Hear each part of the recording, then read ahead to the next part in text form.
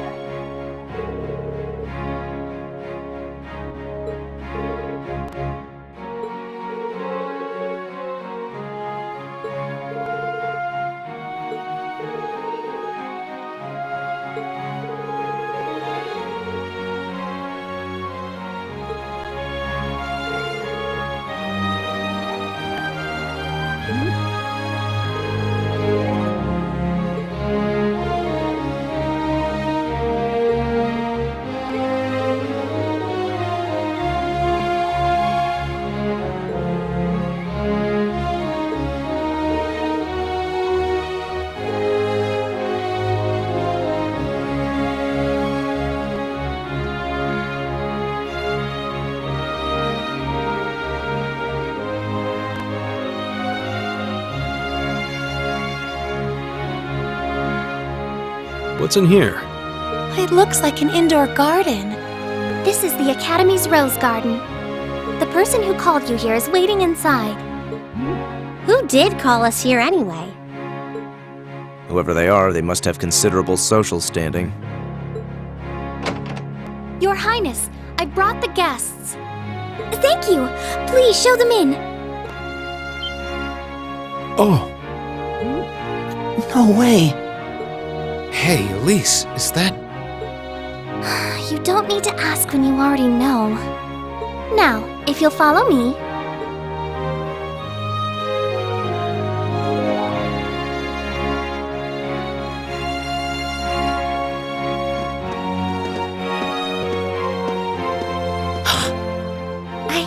I knew it!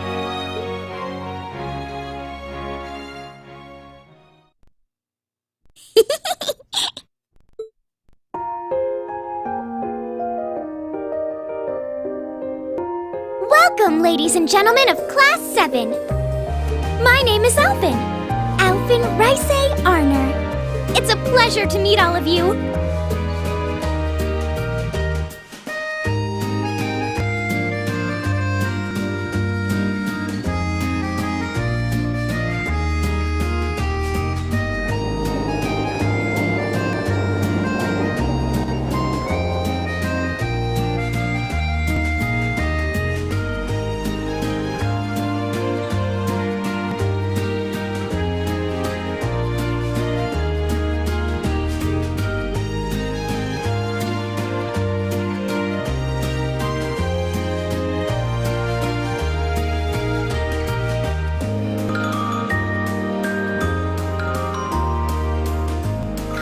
Elise, cheer up! I'm sorry, alright? I was only trying to tease you a little. Don't you have something you wanted to discuss with everyone? Please, go right ahead. Well, that aside, it's been a long time since I last saw both of you, Eustace and Laura. I'm glad to see you're both well. Likewise, Your Highness. You've become even more fetching since we last met. Aw, thank you! I was rather hoping that you'd decide to enroll in St. Estraya too. But it seems you chose to attend Thors after all. Well, I've committed myself to following the way of the sword, and Thors gives me a place to hone my skills. I apologize for not being able to live up to your expectations. First I lost Angelica to Thors, then you too. Perhaps I should just transfer there next year myself. Your Highness. Got you to look. But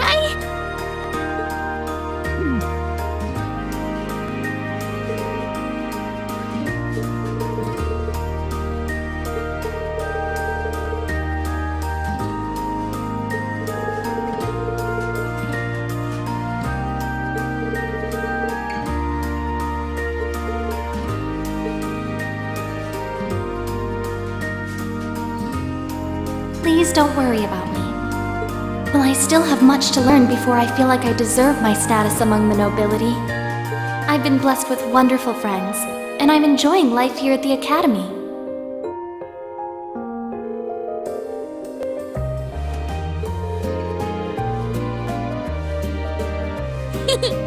I'm particularly happy to finally be able to meet you, Reen Schwarzer. Elise has told me so much about you. Your Highness! I'm honored that you'd say so. Elise always mentions in her letters what a great friend she has. As her brother, I wanted to thank you for that. Reen! Oh, it's so refreshing. You're every bit the person Elise says you are. Perhaps even more so. Huh? Actually, I have a teensy-weensy favor to ask. Do you think I could join Elise in thinking of you as my dear brother as well? What? Your Highness! You see, Elise has spoken of you so often that in my heart, you've already come to feel like family. And now that I've had the opportunity to meet you, I fear I simply can't suppress these feelings any longer. I have 2 brothers already, of course, so I'm sure it won't take long to adjust. I couldn't possibly. I mean... That's enough, Your Highness. Aw, don't be so stingy. Surely it wouldn't hurt to share him with me a little. Anyway, that aside, the reason I called you here today was not to talk with me. There is someone else who would like to meet you. Why? It's not like we're famous. Who do you mean?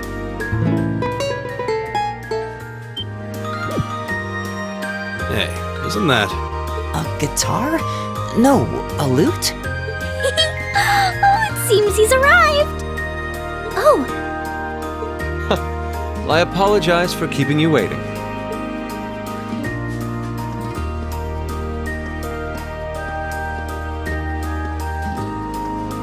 It's a pleasure to see you again. And you as well, young lady. Well, I trust everyone here has been making themselves comfortable.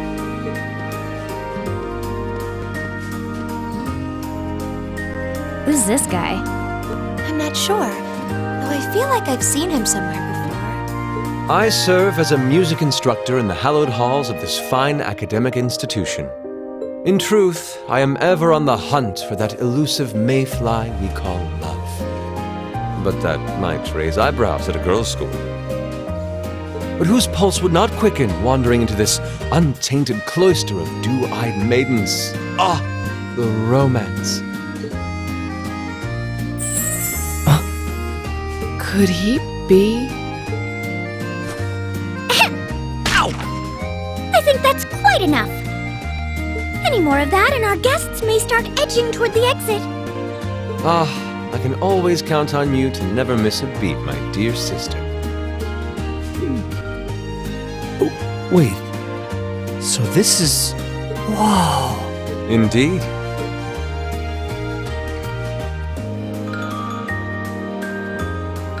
'Tis I, Olivert Ricey Arner, also known by some unscrupulous individuals as the Debaucherous Prince. I also serve as Thors Military Academy's ornamental chairman of the board. It's a pleasure to finally meet you, ladies and gentlemen of Class 7.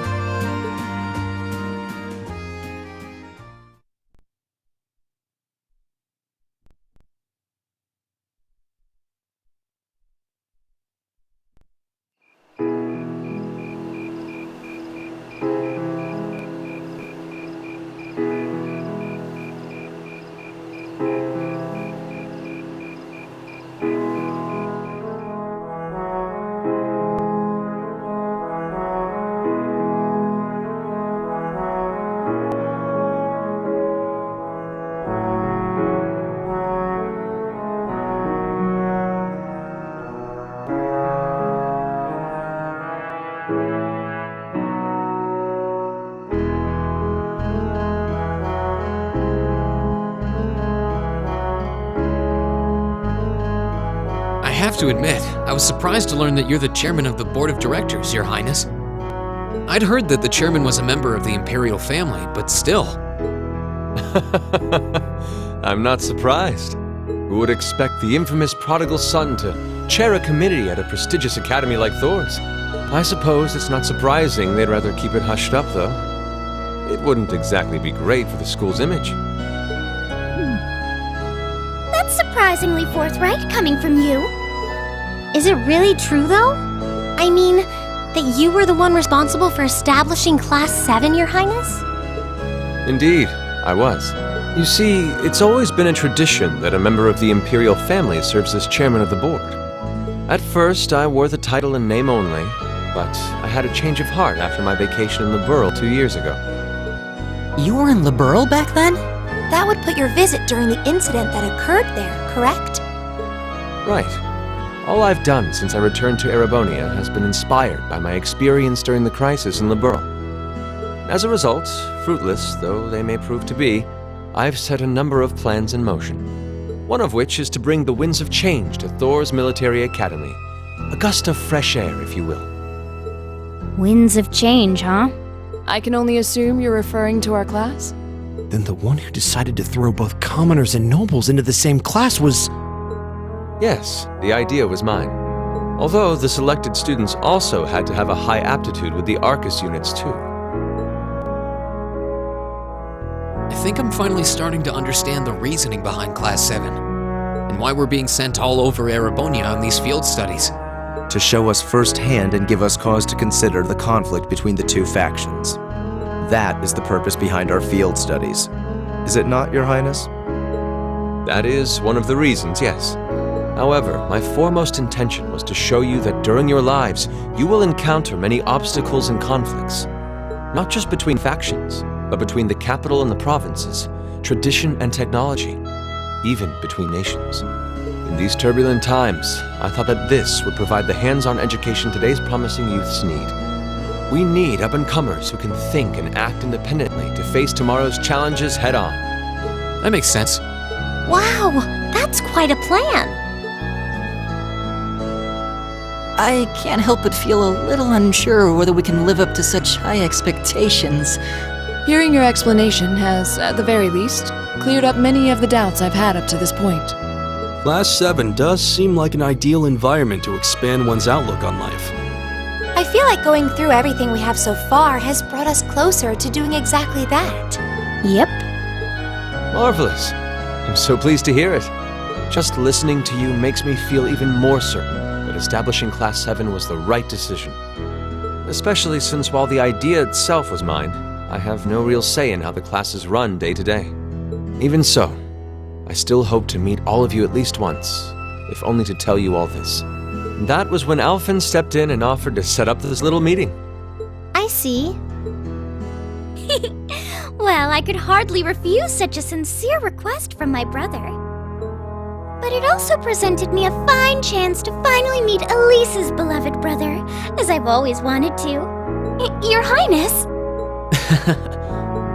Thank you for taking the time to tell us all of this, Your Highness. I feel like now that I know, I want to live up to the promise you saw in Class 7. Thing is, am I right in assuming that Class 7 doesn't exist just to fulfill your progressive ideal? What do you... Oh? The board has its chairman, of course, but 3 directors besides. My older brother Rufus, Imperial Governor Karl Regnitz, and Irina Reinford of the Reinford Group. Oh, yeah. Now that you mention it, They do seem to have certain expectations for us. Precisely. As I mentioned, I no longer have anything to do with how Class 7 is run. That authority lies with the directors. As you're keenly aware, Rufus and Governor Regnitz sit on opposite sides of the factional divide. And while Chairman Irina is mostly involved with Class 7's technology, like the Arcus, her intentions are a mystery to me. And it's those 3 who decide where you'll travel for your field studies. Is that right? When you put it that way, it does make it seem like some kind of bargaining is taking place behind the scenes. It was one of the conditions they gave in exchange for allowing Class 7 to be established. I'll admit, I hesitated to allow it, but I decided to place my hopes in you. We believed then, as we still do, that one day you all will be a great light that can push back the darkness of this country. Well, I suppose when I put it that way, it sounds positively heroic. But that's just me. Don't feel too pressured by it. You're students, first and foremost. Reach out and grab that fragrant rose of school life. Join a club. Eat cheap food with your friends at midnight. Fall in love. We live but once. Make your youth count. You know, it's weird, but hearing you say that kind of takes a load off my mind. By the way, just earlier you said that we believed the Class 7 would be a great light. Is there someone else involved with Thors who shares your vision for our class, Your Highness? There is. Principal Van Dyke. I once attended Thors myself and studied under him. He gave my proposal to establish Class 7 his full backing. I see. He's been particularly considerate toward us ever since we arrived at the Academy. While he has no direct control over the running of the Academy, he does preside over the board meetings. And above all, he's the one who assembled an excellent team to give you first-rate training. An excellent team, you say? Are you referring to Instructor Sarah? She's certainly one of them. Still, coaxing her away from her former line of work certainly played a large part in giving Class 7 a great foundation. She is, after all, one of the strongest people in the Empire, and her experience makes her a natural field leader. Wait, what? Instructor Sarah? One of the strongest people in Erebonia? Exactly what experience might you be referring to? I've even heard rumors of her daring exploits myself. She was known as the Purple Lightning. Doesn't that sound exciting? Wait. Purple Lightning? I knew it! If you two have heard of it, it must be a household name among martial artists. That's right, though I've just heard it in passing. Ah, that young ace of the Erebonian Bracer Guild, and one of the Empire's most famous bracers. She has a history full of brave feats and dangerous deeds. She was even the youngest bracer to achieve A-rank status. Back then, she was known as the Purple Lightning. Now, you know her simply as your homeroom teacher.